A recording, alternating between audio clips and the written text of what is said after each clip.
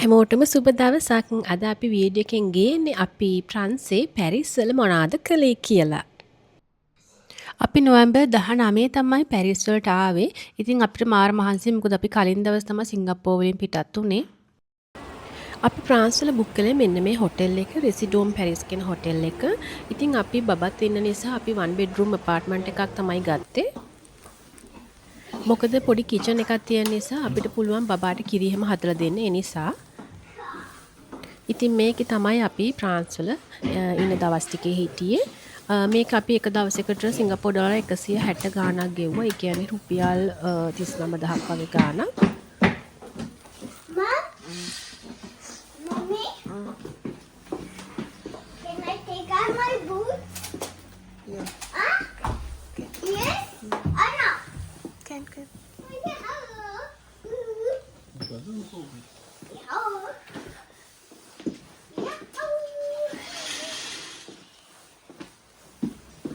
Then I just want their legs.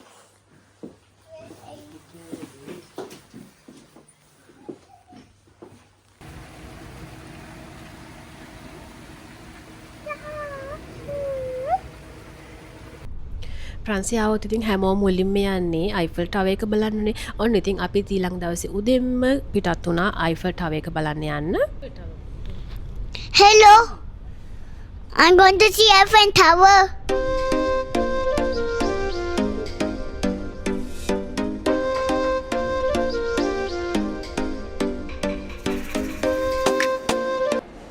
Eiffel tower එකට කලින් අපි ගියා ලූවර් මියුසියම් එක බලන්න. අපි මියුසියම් එක ඇතුළට යන්න ටිකට් එතනින් ගන්න තමයි අපි හිතාගෙන ගියේ. ඉතින් අපි යනකොට ටිකට් ඔක්කොම සෝල්ඩ් අවුට් වෙලා අපි උදේම ගියේ ඒත් සෝල්ඩ් අවුට් වෙලා. ඊට පස්සේ අපි ඔන්ලයින් බුක් කරන්න බලුවේ ඒත් බැහැ. ඔන්ලයින් තව සතියක් යනකම්ම ටිකට් තිබුණ නැහැ අපිට බුක් කරගන්න.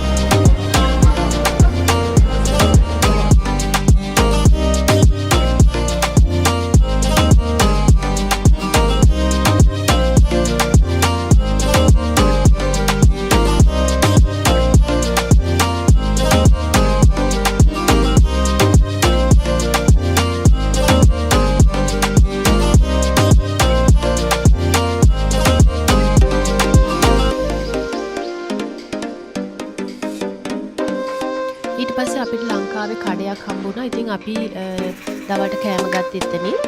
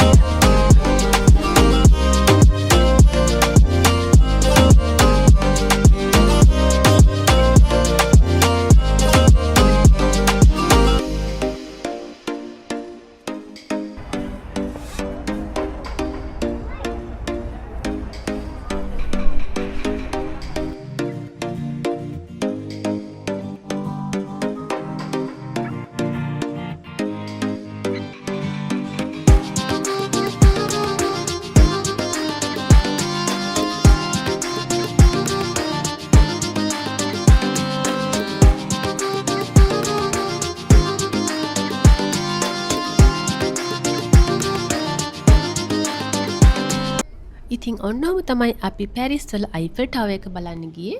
තව අපි පැරිස් වල මොනවද කළේ කියලා තව වීඩියෝ එකකින් හම්බෙමු. ඉතින් ඔයගොල්ලෝ හැමෝටම සුබ දවසක්. බයි.